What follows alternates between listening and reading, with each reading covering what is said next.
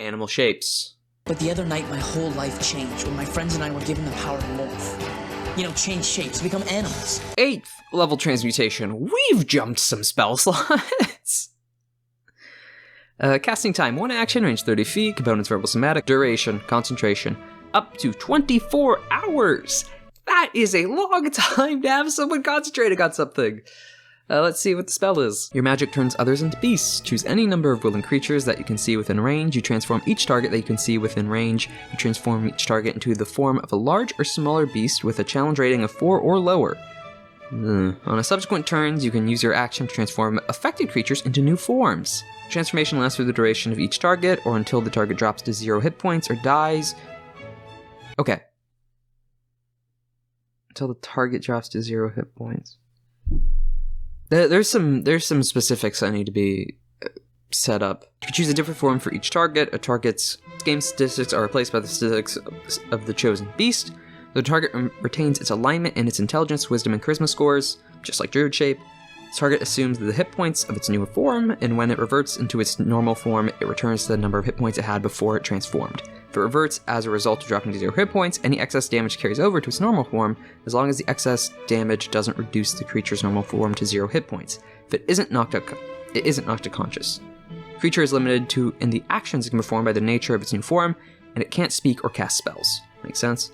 Target's gear melds into the new form. The target can't activate, wield, or otherwise benefit from any of its equipment. So you know the cheese of the infinite wild shapes, where you just keep changing and refill the entire hit point pool of that beast, so it never gets down to your hit points. The fact that as long as the target does not reach 0 hit points, does that, okay. Until the target drops to 0 hit points, but the target of the spell is the creature you hit before it turned into the beast. So if I'm reading this right, does that mean you can always just change them into a new form over that 24-hour period as an action? And just keep giving them new health pools of larger, smaller creatures? To be fair, it's just beasts. That's not much, but still, in the right situations, that can be devastating. That can be difficult. Gosh, and when it comes to higher level spells, it's a bit finicky to rate or justify what it can do, because they're so big swing.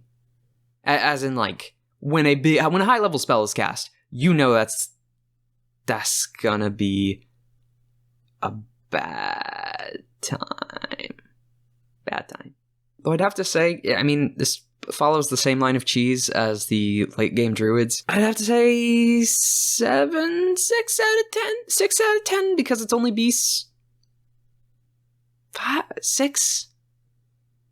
Oh, any number of willing creatures in range within a 30-foot range. So a 30-foot radius around you. Any number of creatures. Willing creatures. That is, how many people can you fit in that space? We're talking something around like 70 creatures. That's alarming. 7 out of 10.